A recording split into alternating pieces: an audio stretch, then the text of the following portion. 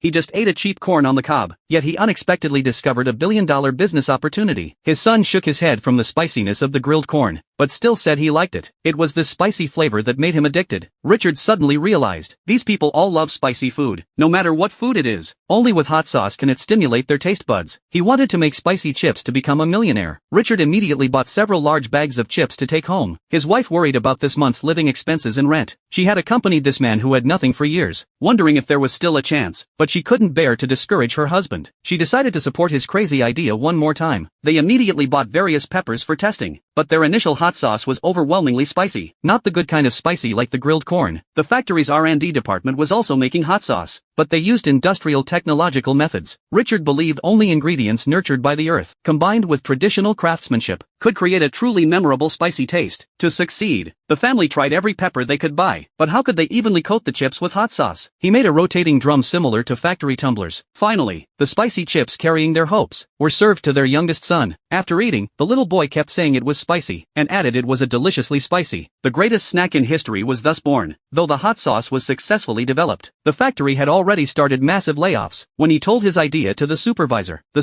thought he was being unrealistic. Developing a new product takes years. Launch costs would reach millions of dollars. He told Richard to focus on his janitor work. Facing rejection, Richard didn't give up. He sneaked into the office, found the group president's contact information, and told the president about his idea. Finally convinced the president and got the address. Richard nervously mailed out the samples. When the president put the chips in his mouth, he was surprised to find the taste was both spicy and delicious. Then Richard received a phone call from the president who hadn't even wiped his hands. He wanted to meet Richard immediately. Now the factory executives couldn't sit still. From the manager down, every department was looking for who had alerted the president. His direct supervisor finally discovered Richard had bypassed ranks. He criticized Richard in front of the whole factory. If the president didn't accept his proposal, and found the factory continuing to lose money, he would withdraw investment and close the factory. Then Richard would be responsible for everyone losing their jobs. This made Richard start doubting his decision. He felt enormous pressure. After returning home, his wife noticed his low spirits. After learning the reason, she had Richard look in the mirror and encourage himself, saying she had stayed with him all these years because she believed in his talent and potential, telling him not to give up easily. She would always be there facing everything with him. His wife helped him study extensive business knowledge, helped prepare his presentation, taught him how to communicate with executives. On the day of the president's inspection, his wife picked out his best tie and told him he was the most charming man in the world. When the president's car drove into the factory, the moment of destiny had finally arrived.